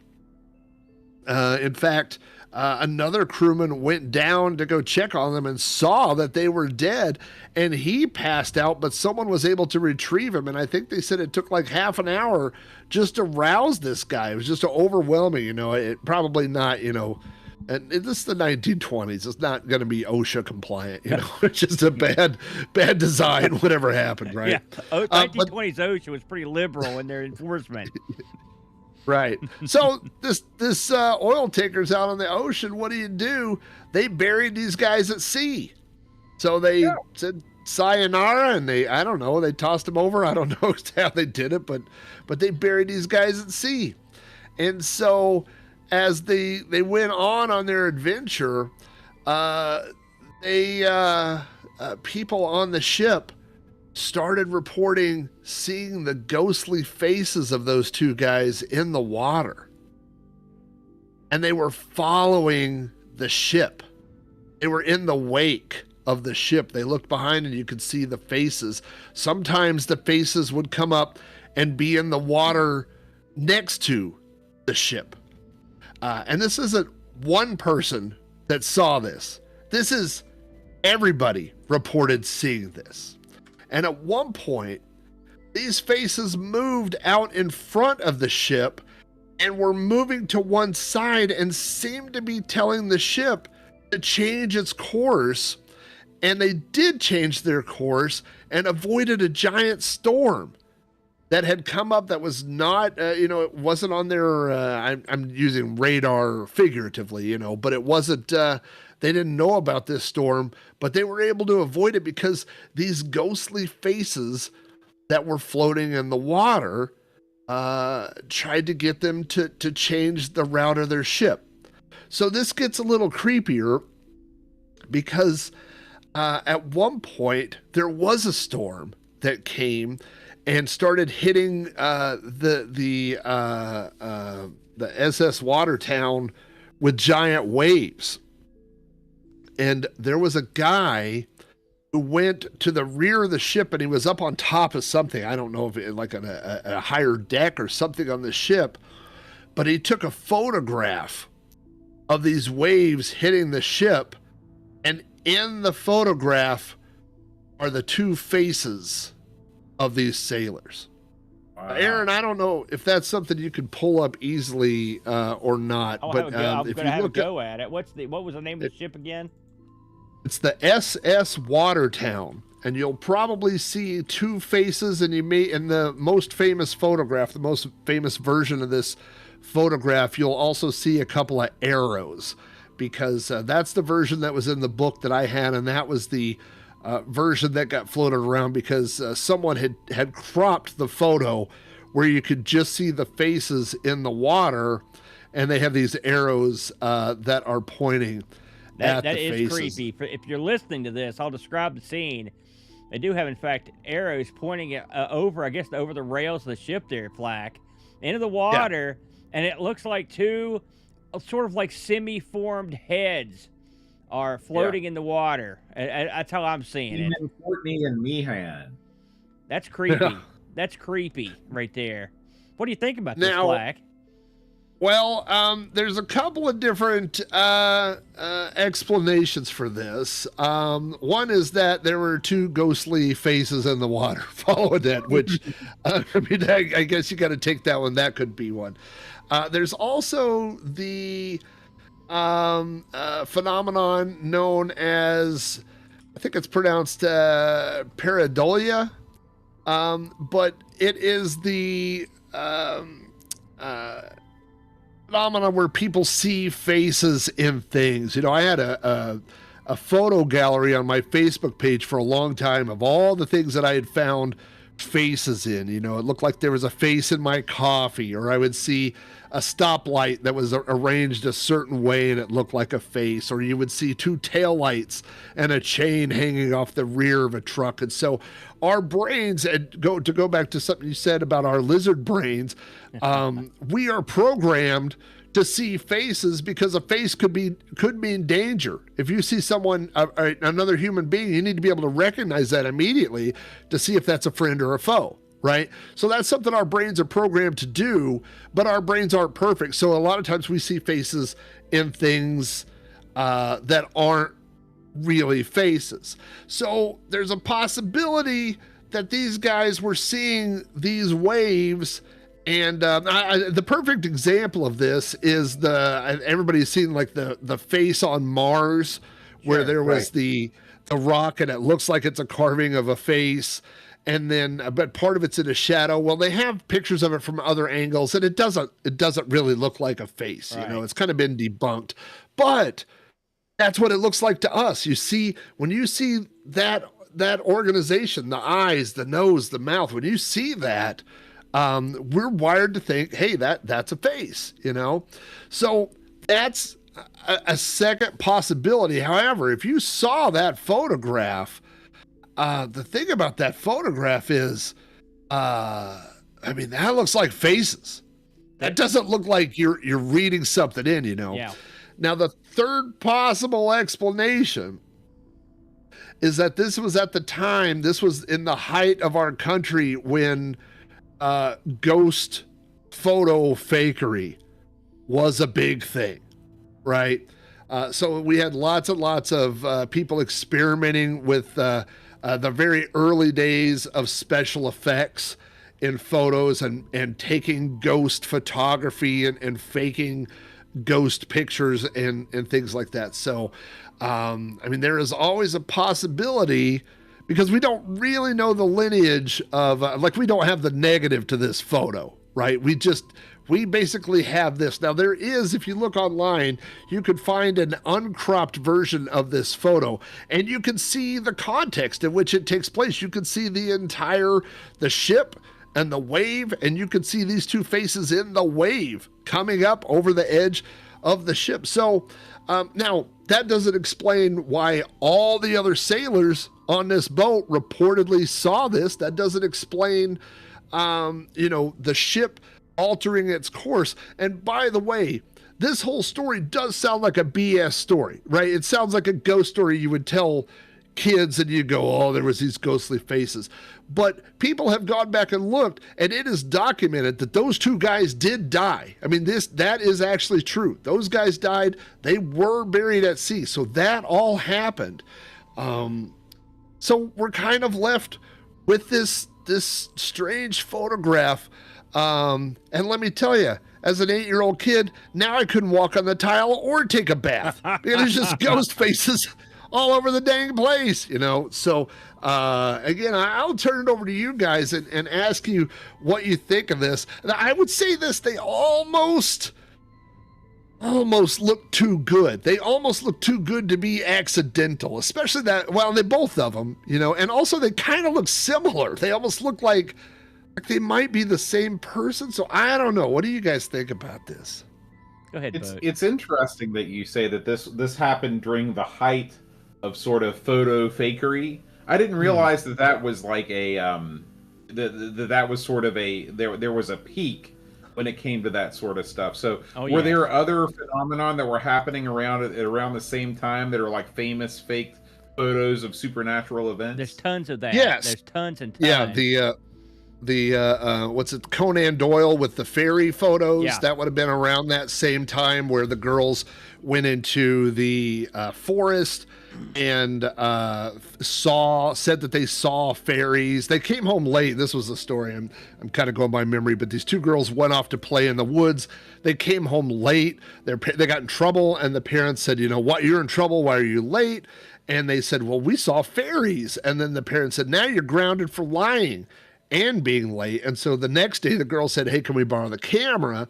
They went out to the woods, and they came back, and they had photos of fairies. The photos were, and the fairies were dancing on leaves and posed around them. And these photos are also out there. And anybody that sees these photos go, "Wow, those look a lot like paper cutouts of fairies," which turned out to be exactly what they were. They're not very convincing to me.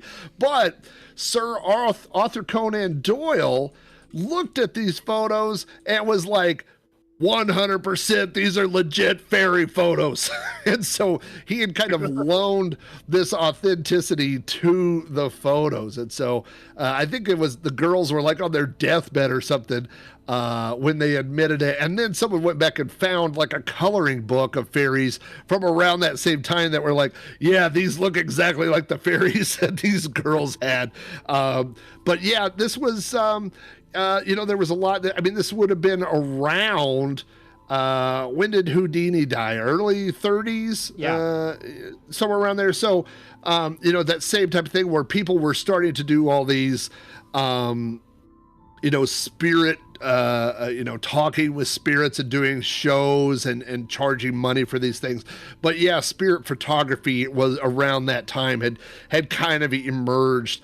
And it was kind of a thing too, because people didn't know what kind of trick, like they didn't understand double exposures in photographs, or one very simple trick. Oh, there's Aaron's got a picture of the fairies on the screen right now, if you can see that.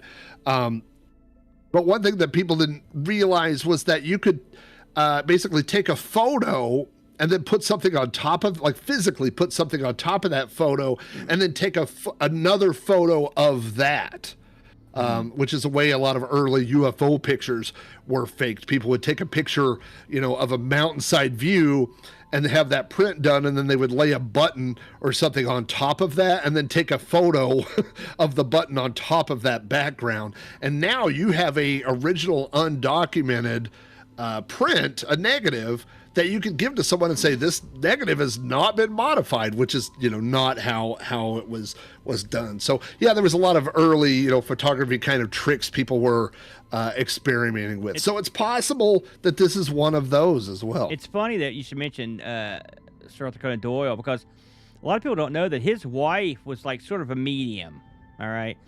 And, of course, Doyle lived right around the same time as Harry Houdini, which you mentioned. And, of course, Houdini famously would debunk all these scam artists that were because there were millions of them. They were taking people to the cleaners, in that time period. And so Sir Arthur Conan Doyle did not like Houdini. And I was just listening to a radio show the other day where they were mentioning that Houdini's mother passed away. And, of course, Houdini was a big-time mama's boy, if you know anything about him. I mean, he's a big-time mama's boy. And Arthur Conan Doyle's wife said that his mother came to her in a dream, and she wrote down all the stuff that the mom said and said, "Here you go, Houdini, proof." He's like, "Listen, she was Hungarian. She barely spoke English, So they, you can imagine how that went over with Sir Arthur. But yeah, Arthur Conan Doyle was a big time into the paranormal, seances, spirit photography. And if you look at the spirit photography back in those days, like I said, it's kind of laughable now. They'll have people like sitting there beside like Abe Lincoln and stuff. It's real, it's real goofy, but it was a thing, But with all that said, I don't necessarily think that the picture we saw of the sailors, it doesn't look like something that I would have seen. It almost looks like something that like Mr. Sharp from the King of Chicago would have like made out of clay and stuck in the water. You know, Doug would have done that, put it out there. They look almost made of water. It's an interesting tale. I don't know if I'd ever heard that. I'm surprised because that seems like something I would have known about. That's scary stuff to think about. And I like the tales that you hear because, you know, again, the sea, when you're in the sea, you're sort of separated from everybody else. You know, is that a mermaid? Is that a sea monster? Are those ghosts? Is someone knocking on the bottom of the boat? Like, we don't know. And there's no one to complain to because we're out in the middle of the ocean, you know? I think that's one of the creepier jobs to have would be someone that worked on a ship. Yeah. Going back to just for a second to Houdini, and since we are coming up on Halloween, I'm sure you probably know this, but for those of you who don't know this story, Houdini was an avid exposer of fakery. He hated mediums and seances and all those things, and he went out of his way to debunk every single one of them. He was kind of like the first Amazing Randy, if you will. You know, he was the guy that was against all of that. And so one of the things he knew was that when he died, like like a lot of us, he wanted to know if there really was not just an afterlife, but wanted to know if you could communicate with the living. And so he came up with a secret phrase that he told his wife, Bess, and had her memorize it. And it was actually something that she had written on a bracelet, and it was part of the lyrics, I believe, from an old poem. But it started with the word Rosabelle. And so he had her memorize this code. And so people would say, I have contacted the great Houdini. And she would say, okay. And she would go there and say, you know, he would say, I'm talking to Houdini now. And she would say, what is the code? And no one was ever able to exactly deliver the code. Now, something interesting that happened very late in her life was that someone did deliver the code. Someone gave, and it's not just the word Rosabelle, the whole code, I just looked it up here. It says it was the name of a song and part of their act. And the code was Rosabelle, answer, tell, pray, answer, look, tell, answer, tell. And someone came up with that and told her that. Now, here's the problem. Bess also, in her later years, began suffering from dementia. And so it is believed that she may have told the code to someone, and then it got to this person who did this, which is really kind of a sad story, you know. But throughout the majority of her life, all these times, she wanted nothing more than, you know, she held out hope that Houdini would be able to reach out and talk to her from the other side of the grave. And Houdini, you know, was one of those people that, I'm sure would have made him, like, if he had been able to deliver that code, that would have been like groundbreaking. Right. Yeah. So that was that little system. But there was always, you know, like a lot of those stories, depending on when it was written and where you read it, sometimes they will say, that sometimes they did get the code, but they leave out the part that she, you know, did have Alzheimer's late in life, and that it's very probable that she spilled the code to someone else, and then someone fed it back to her. So that's most likely. I'd never heard the code, and I'd never heard that someone got it. Because as I recall, they stopped doing the seances. I believe it was the last one in like 36 or 37. It was real. I mean, but I think other people carried on in like an unconfessional capacity, trying to, because, you know, at some point the code became public knowledge, not the answer, but that there was one, you know. Right. They actually held seances for many years after his death to try to get in there. it's funny to me that a guy like, and you mentioned him, Amazing Randy, it's very similar. I mean, here's a guy who, like, his whole trade is being mysterious and supernatural, but here's a guy who goes and stumps all these other people that are trying to get away with something.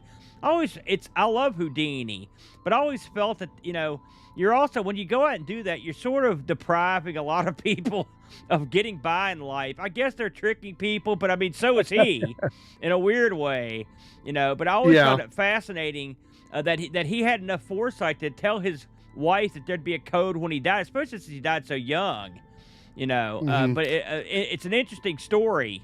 I'd never heard that someone cracked it. I would like to have seen the look on her face when that happened. Yeah, well, so I was a very early fan of Houdini. I got a paperback book in like 4th or 5th grade of Houdini. In fact, we did a thing at school one time where we had to be, do like a history report of a celebrity or, of a famous person from history. And I did Houdini. And when I came out to give my speech, I had this very, very simple chain with a lock on it that literally, if you just turned your hands, you could pull your hand out of it, But I went up to the class and I said, "I am Harry Houdini." And I turned around and showed that my hands were locked, and I turned back around and said, the master of escapes.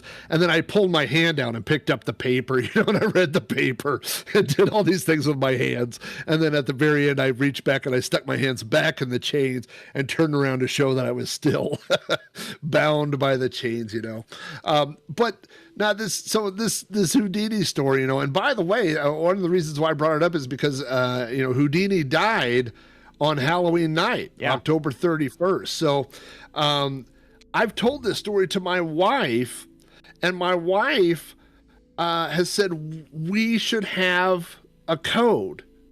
And I said, that's a great idea. And here's the problem. We've had this conversation 100 times, and we can never remember the code.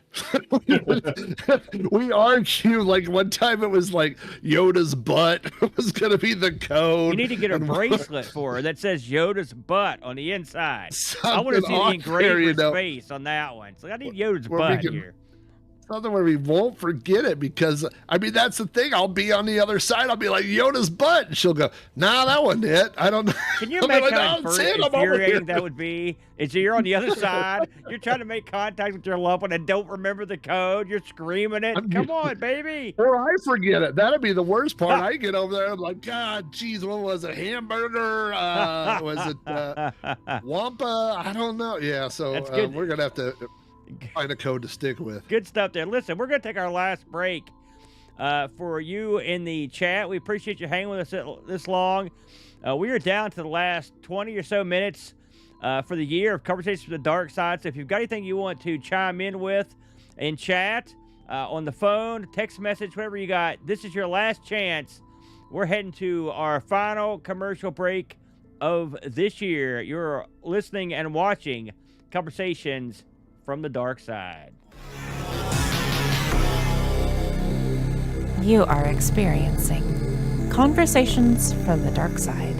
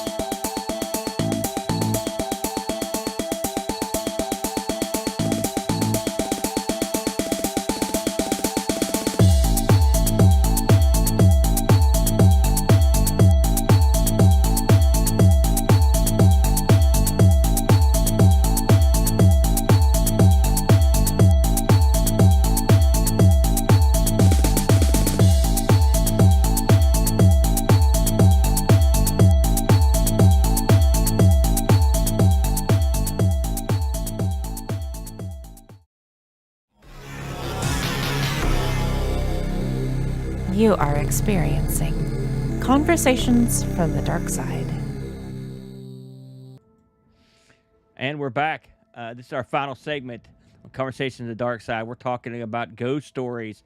You know, Uber Scuba Diver just mentioned in the chat, it's an interesting question. I wonder if coal miners have their own flavor of ghost stories from the underground.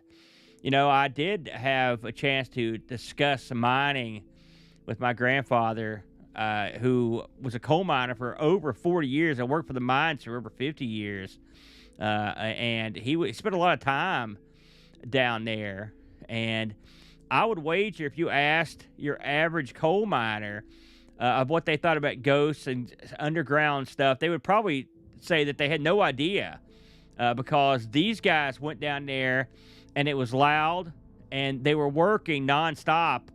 And this is old school mining where you've got hand machines. And I don't know if Pawpaw was in. I'd wager he was in when they were using the non-mechanical stuff too, because he was there from he was in it forever, for 40 years. But I know he told me that when he was down there, it was a business, because you had to be very careful with what you were up to. I had no doubt that people had some kind of experiences underground in terms of coal mining, but I would wonder if there were anyone there to pay attention to it because of all the action down there and all the noise. Have you guys heard of anybody having any sort of coal mining experiences with the paranormal? Well, yeah, I think that's the to have creepy experiences. Usually, you've got to be one, alone, and two, you've got to be silent, because the creepiness usually happens at low volumes. And so, I've been down. I've never been in a real coal mine, but I've been to the exhibition coal mine, and I've seen what goes on down there. And there's not a lot of quiet time in the coal mine. Have you ever been deep in a cave? Either one of you? I have. It's there's a level of, and you mentioned this during one of your movie reviews on a couple weeks ago about those chicks that got into the cave. I used to go to a lot of caves. West Virginia has a lot of caves. We don't have monster caves like Kentucky's cave system or other countries, but we've got a lot of caves here. And I've been in more than a couple. In fact, this is the shtick they always do, isn't it? They get you deep in this sucker, and they shut off all the lights in the cave. Right, yeah. And then that's a level of dark that you can't understand until you've experienced it. It's thick dark, thick black, inky dark. And I can't imagine. There's a cave we went to called Lost Cave, where the dude lived in the cave for a long time. And I can't imagine what that was like, because that would be double creepy. So I'm sure there are some ghost stories that come out of the cave. None for me, because I never stayed in that dark sucker long enough to see a ghost. You guys ever hear anything about creepy caves? Well, I will tell you that we several years ago, 5 years ago, we rented a bed, or like a bed and breakfast, or Airbnb that was located inside a cave. It was in Arkansas, and we went, and it literally, it was furnished kind of like a house, but the floor was concrete, the walls were cave, there was stalactites coming, like we were in a cave, and they said included. They called us and they said, are you interested in going on a cave tour? And I said, nope. But the kids were. And they said, well, here's the thing, is it will be through an area. And basically they said you'll have to duck. There may be low roof areas. There's a little area where there's a ladder. There may be bats. It was all these things that I thought, none of this sounds appealing to me. And so they came to where we were staying in this room, and then, to come, I guess, get the kids to take them on this tour. And they walked through our living room, and there was a door that was locked that I thought was like a broom closet. And they opened it up. They said, let's go. I go, that's the beginning of the tour off of our living room. And it was. And they were like, all right. And they took off, and I was like, are bats going to come out through this doorway? So, yeah, that's awesome, I was not real thrilled about that. I do remember when the kids were little, one time we went to Merrimack Caverns, which is a cave system. I think it's in Missouri. It was something that we always passed on our drive when I was a kid on the way to Chicago. You know, it was one of those roadside attraction kind of things. And we went to Merrimack Caverns. We took our kids there. And we got the last tour of the night. It was 6. They closed like at 6 p.m. and we didn't know. We got there like 5:50, and they said, "Well, you know, it's the last group. We'll take you if you want to go." I said, "Okay." And so we had a tour guide, and he took us into the first cavern room, you know, and he said, "This is the opening of Merrimack Caverns." You know, there's a little area. They said, "We think Frank and Jesse James hid in that little," you know, they give you all the spiel, right? You know? Yeah. And they said, "Okay, we're going to move into the second room." And as we were moving into the second room, that guy flipped off the lights because we were the last tour of the day. And he was turning off the lights behind us as we made our way through the system, right? And I told my wife, I said, you better see where that rope is. Like there was a rope kind of gangway kind of thing to hold on to on the side. I said, "You better find that guy." I said, "Because if that guy dies, we're going to just live in this cave for the rest of our lives."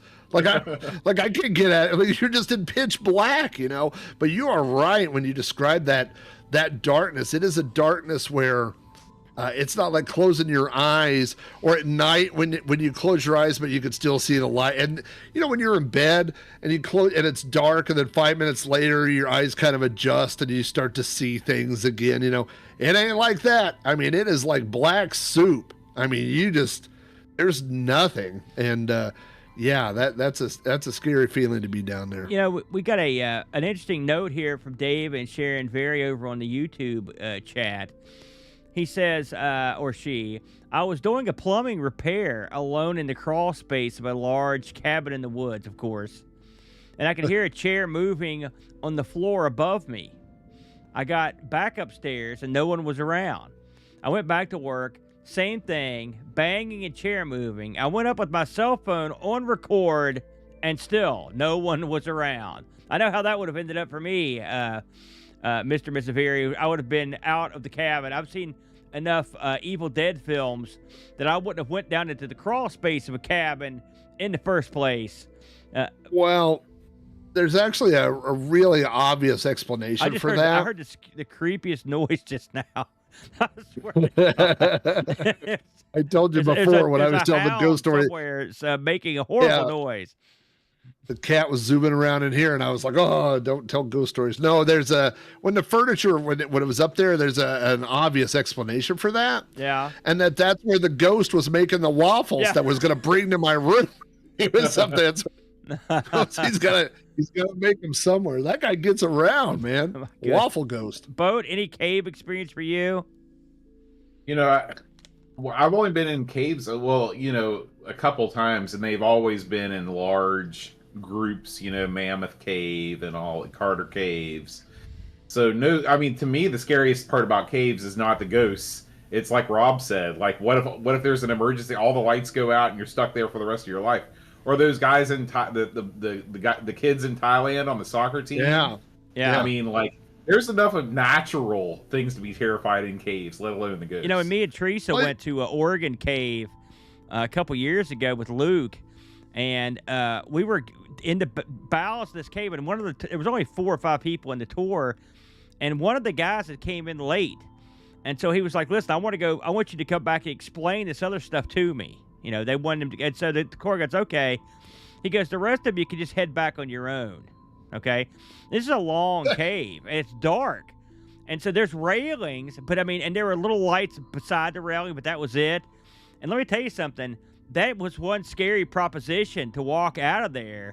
And then you walk, this is one of those caves that you walk upstairs to like leave, you know, so you're looking up at the sky. And I thought to myself, if something were to block that passage suddenly, that would be the scariest experience of my life, coming out of this hole in the ground. But it was, yeah, that's a special level of creepy being down in those places. Well, you know, I mentioned this, I don't know if on one of these streams, but recently we did a cruise. We went to Mexico, we went to the Yucatan, and we got to go to a cenote which cenote translates to sinkhole. It is literally a hole in the ground that you go down into a cave that holds water and you get to swim in it. And we went, literally the four of us in our group, we were the only four people there. Like the people on the tour didn't go down there with us. They just said, there it is. So they walked us to where this thing is. And when you get there, it's like a hole in the earth.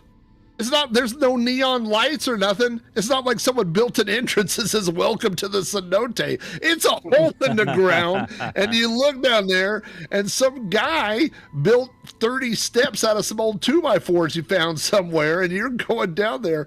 And I'm telling you what, when you're going down there and when you're down there, you have these thoughts. You go, you know what? If I'm down here and I break my leg swimming in this thing, like my friends can't haul me out of this. They're not going to haul me up 30 steps. That's just it.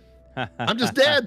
I live in a cenote now. That's the end of my life. So yeah, it's kind of weird, man. Those places are, and by the way, there are hundreds and hundreds of cenotes in the Yucatan, and they're all connected to the same water source, all of them. So as we were in a pool of water that was 5 foot deep, and probably 30 by 30, this big area. And there's no light, just the light that's coming in from this hole that the whole time I keep thinking, I hope that hole don't close, because now we live down here.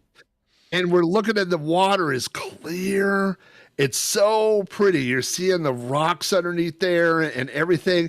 And in the corner, there's a big black hole. And I said, what's that? And they go, well, that goes down underground to the other cenotes or whatever. And I go, nope. I'm not standing anywhere near. I mean, in my head, there's somebody flushes the toilet, we all go down that hole. And I'm going somewhere. I'm not no part of that. Nope.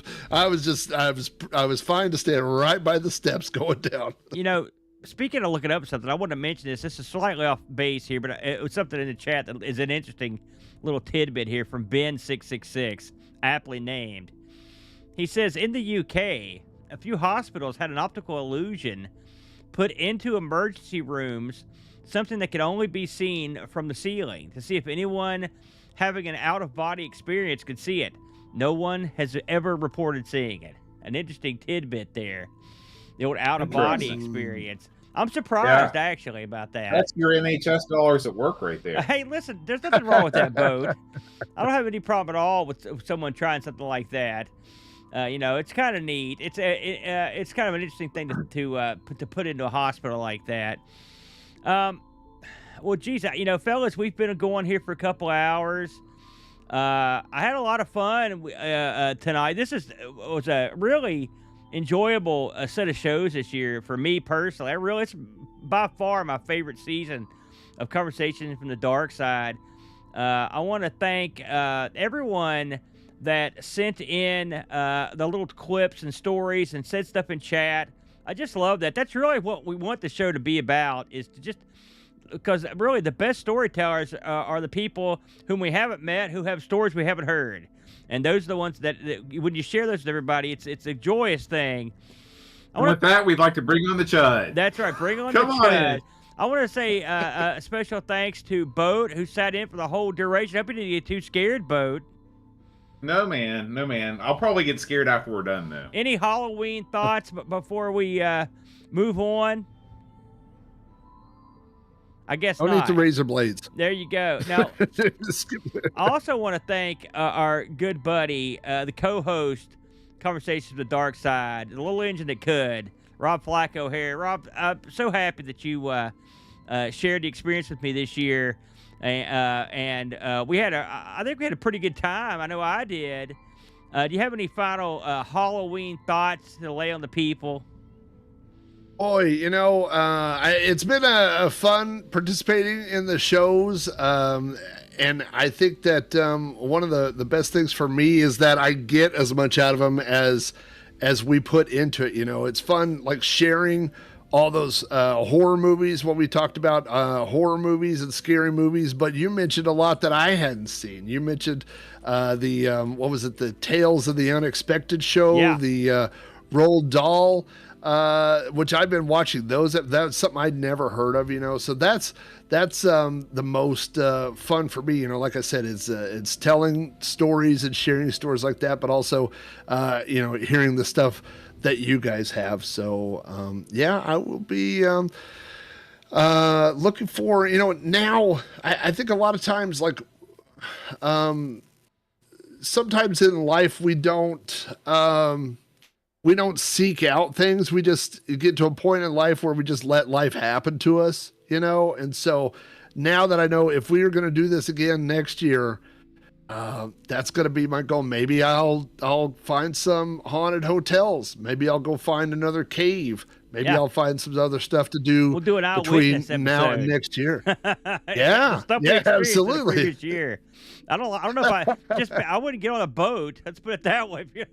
You better hope those dudes are floating around, or you're going to hit something.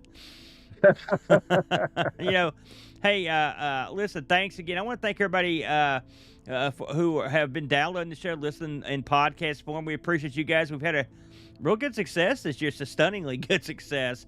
And lastly, I want to wish everyone a happy and safe Halloween, if that's your bag. When you're listening to this, the holiday will be upon us. Trust me, go out, take your kids, take them door to door, get some candy, watch some scary shows, tell them a ghost story, because this is the spice of life. It really is. And I think that this is a great way to spend time with your loved ones, the kids, or ask your mother and father, your grandfolks, about their haunted past, and you may be pleasantly surprised with what they've seen and heard. It'll be a good time, and it's a good bonding exercise, if anything else. That's all I got, everybody. On behalf of the boys, have a happy Halloween, and we'll catch you next year on Conversations from the Darkside.